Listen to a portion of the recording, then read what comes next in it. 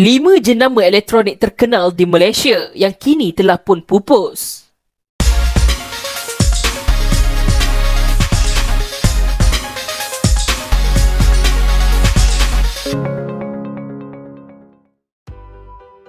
Nombor 5, BlackBerry. Jenama ini merupakan salah satu lambang kemewahan seseorang tidak lama dahulu. Sekiranya seseorang itu merupakan pengguna peranti BlackBerry, besar kemungkinan dia adalah seorang yang penting atau merasakan diri dia penting. Pada era kemuncak BlackBerry menguasai lebih 20% pasaran peranti telefon pintar, BlackBerry mengekalkan identiti peranti mereka yang terkenal dengan papan kekunci yang menjadi kegemaran utama penggunanya. Selain itu, BlackBerry juga terkenal sebagai sebuah peranti yang selamat dalam aspek keselamatan. Kegagalan untuk terus bersaing dengan jenama Apple dan Samsung telah mengakibatkan BlackBerry menjadi salah satu korban besar dalam dunia telefon pintar yang cukup kuat. Bagaimanapun, semua itu menemui noktahnya pada 4 Januari 2022. Tarikh tersebut menjadi hari akhir di mana syarikat pengendali BlackBerry menamatkan semua sistem sokongan ke atas aplikasi, fungsi panggilan, mesej dan sebagainya kepada semua peranti yang menggunakan perisian BlackBerry OS di bawah jenama itu. Tarikh itu dipilih setelah beberapa kali pindaan dilakukan sejak tahun 2016 bagi membolehkan pengguna BlackBerry yang setia masih terus mampu menggunakan peranti mereka. Gagal bergerak seiring dengan peredaran trend, BlackBerry atau nama manjanya BB kini hanya tinggal kenangan. Nombor 4, Compaq. Tiada siapa sangka salah satu gergasi produk komputer Amerika Syarikat iaitu Compaq pun boleh gulung tikar. Apa yang menyedihkan adalah Compaq pada zaman kemuncaknya dapat bersaing dengan satu lagi jenama besar iaitu HP. Namun ekoran kegagalan menawarkan harga yang setara. HP menang dalam pertarungan itu dan seterusnya membeli pesaing utamanya. Dimulakan pada tahun 1982 oleh 3 orang usahawan semikonduktor, Compaq pada awalnya mengeluarkan komputer sebagai persaingan dengan jenama terunggul pada ketika itu iaitu IBM.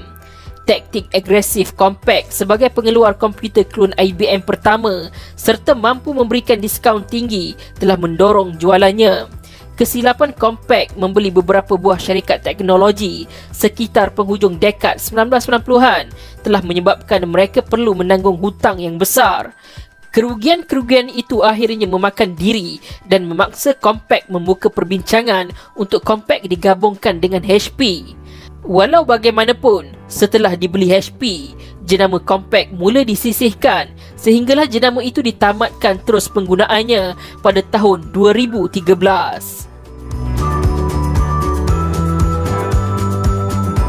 Nombor 3, National.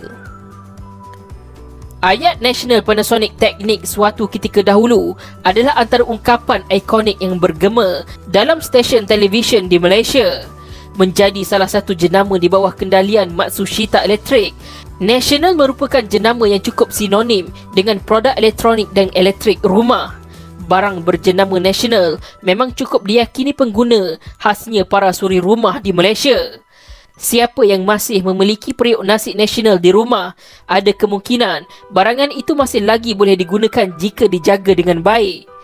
Jenama National dimulakan sebagai sebuah jenama ciptaan Konosuke Matsushita, iaitu pengasas syarikat itu untuk penamaan lampu basikal keluarannya. Istilah itu dipilih kerana Matsushita mempunyai harapan agar seluruh Jepun akan menggunakan produknya. Bagaimanapun, populariti jenama Panasonic yang juga merupakan salah satu jenama di bawah syarikatnya mula menjadi fokus dunia dengan menenggelamkan jenama National. Sedikit demi sedikit, nama National mula dihentikan penggunaannya dan digantikan dengan Panasonic sehinggalah kesemua produk elektrik dan elektronik di bawah keluaran Matsushita hanya menggunakan nama Panasonic. Nombor 2, Konica dan Minolta. Jika anda masih ingat, suatu ketika dahulu, jenama filem kamera Konica pernah mengeluarkan iklan yang meminta kita menggantikan sebutan cheese kepada sebutan Konica ketika kita mengambil gambar. Nasib Konica dan Minolta berkait selepas kedua-dua jenama ini digabungkan pada tahun 2003 ketika industri perfilman dunia sedang beralih ke arah digital sepenuhnya. Konica ditubuhkan lebih awal iaitu pada tahun 1873 sebagai sebuah syarikat litografi dan fotografi yang mempunyai sejarah gemilang sebagai pengeluar kamera pertama di Jepun. Minolta pula bermula pada tahun 1928 hasil kerjasama seorang peniaga di Jepun bernama Kazuo Tashima membawa masuk teknologi fotografi dari Jerman untuk penghasilan lensa kamera berskala besar dan berkualiti tinggi. Kedua-duanya bergabung sebagai Konica Minolta dan cuba diubah hala tujunya sebagai jenama mesin cetak. Namun pengurusan syarikat memilih untuk menghentikan terus semua penglibatan mereka dalam industri fotografi dan kamera pada tahun 2007. Kini jenama ini diteruskan sebagai pengeluar mesin pengimbas perubatan untuk kegunaan hospital dan klinik. Nombor 1, RCA. Bagi generasi yang lahir pada tahun 50-an atau tahun sebelumnya, jenama RCA sudah pasti sangat sinonim dengan anda. RCA cukup terkenal sebagai pengeluar radio dan pemain piring hitam yang menjadi satu-satunya teman kepada rakyat Malaysia tatkala sunyi. RCA atau nama penuhnya Radio Corporation of America bermula pada tahun 1919 sebagai sebuah syarikat media masa radio sebelum mula mengeluarkan fonograf pertama pada tahun 1929. RCA berjaya mengeluarkan pemain piring hitam pertama pada tahun 1930. Teknologi ini berjaya dibangunkan dan diperbaiki RCA dan akhirnya menjadi standard utama semua pemain piring hitam antarabangsa. Bagaimanapun, persaingan dengan jenama-jenama dari Jepun mula memberikan kesan khasnya ketika industri sedang berubah kepada penggunaan kaset untuk audio. RCA yang cukup terkenal dengan produk berkualiti tinggi mula dipecahkan division-division pengeluarannya untuk diambil alih syarikat lain. Kini RCA sebagai jenama dipegang oleh Vox International yang dahulunya dikenali dengan nama Audio Vox.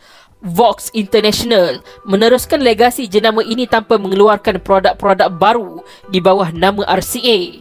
Barangan anti-RCA terus menjadi buruan peminatnya dan kekal dijual pada harga tinggi disebabkan permintaan yang ada.